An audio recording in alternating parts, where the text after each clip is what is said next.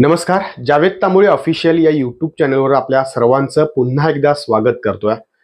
आपल्याला माहिती आहे गेल्या अनेक दिवसांपासून आपण शिक्षक भरती संदर्भात आणि त्या अनुषंगानं वेगवेगळी माहिती जी आहे ती आपण या यूट्यूबच्या माध्यमातून तुमच्यापर्यंत पोहोचवण्याचं काम अधिकृतपणे करत असतो.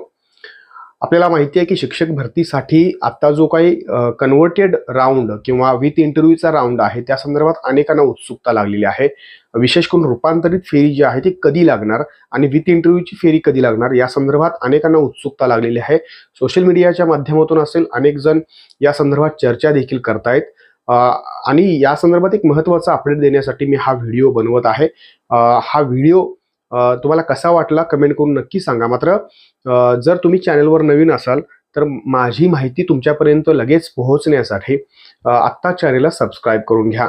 मित्रांनो, आपल्याला माहिती आहे की रूपांतरित यादीसाठी अनेकांना उत्सुकता लागलेली आहे. या रूपांतरित यादी संदर्भात पाठपुरावा करण्यासाठी त्याची माहिती घेण्यासाठी आज एक टीम जी आहे ती आयुक्त कार्यालयामध्ये गेलेली होती.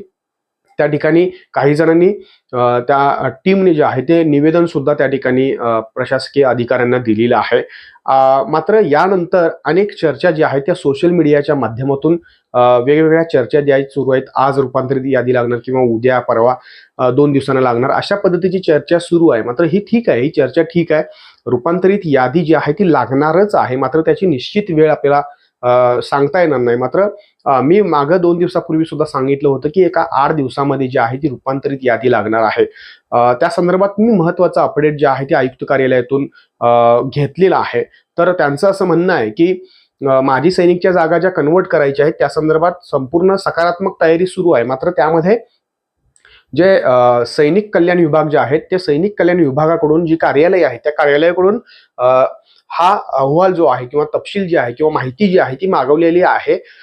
काही बऱ्यापैकी सर्व कार्यालयाकडून माहिती आली, पण काही कार्यालयाकडून माहिती जी आहे ती अद्याप प्रलंबित आहे आणि ती जोपर्यंत माहिती संपूर्णपणे येत नाही तोपर्यंत रूपांतरित फेरी जी आहे ती लागणार नाही. त्यामुळं रूपांतरित फेरी लागण्यासाठी ही जी माहिती आहे सैनिक कल्याण विभागाकडून ज्या त्या कार्यालयाकडून ही माहिती येणं गरजेचं आहे. आणि ती माहिती जी आहे ती आल्याबरोबर लगेचच रूपांतरित फेरी जी आहे रूपांतरित यादी जी आहे ती लागणार आहे. आणि यासाठी संपूर्ण प्रशासन जे आहे ते सकारात्मक आहे आणि लवकरच ही यादी जी आहे ती माहिती मिळाल्याबरोबर लगेचच यादी लावणार आहे. कारण अनेकांचा असा प्रश्न होता की सगळं काही ओके आहे, सगळं काही सकारात्मक आहे, तर मग याद्या का लागत नाहीत. तर असं या प्रश्नाचं उत्तर कदाचित हे असू शकतं. कारण मी स्वतः आयुक्त कार्यालयातून ही माहिती घेतलेली आहे. जी दुपारपासून जी काही चर्चा सुरू झाली त्यानंतर मी पाठपुरावा करण्याच्या संदर्भाने मी ही माहिती घेतलेली आहे.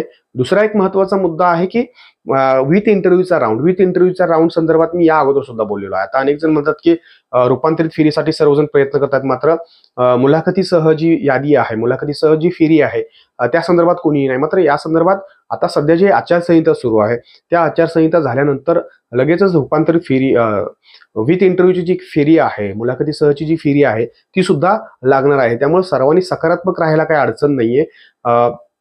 जी मुलाखतीसह म्हणजे 9वी-10वी साठी जे प्रयत्न करतायत त्यांच्यासाठी सुद्धा ही सकारात्मक आहे की लगेचच आचारसंहिता संपल्याबरोबर म्हणजे जी पदवीधर आणि शिक्षक मतदारसंघाच्या ज्या निवडणुका आहेत त्याचा निकाल लागल्याबरोबर त्या ठिकाणी आचारसंहिता शिथिल होईल आणि त्या ठिकाणी खऱ्या अर्थानं ती सुद्धा फेरी सुरू होईल आणि रूपांतरित फेरी जी आहे ती लवकरात लवकर म्हणजे काही जण म्हणतात की काउंटडाऊन सुरू झालेला आहे. तर अद्याप त्याची निश्चित वेळ आपल्याला सांगता येणार नाही. कारण सैनिक कल्याण विभागाकडून जी माहिती आहे ती अद्याप प्रलंबित आहे. हा एक मुद्दा नीट समजून घ्या तुम्ही.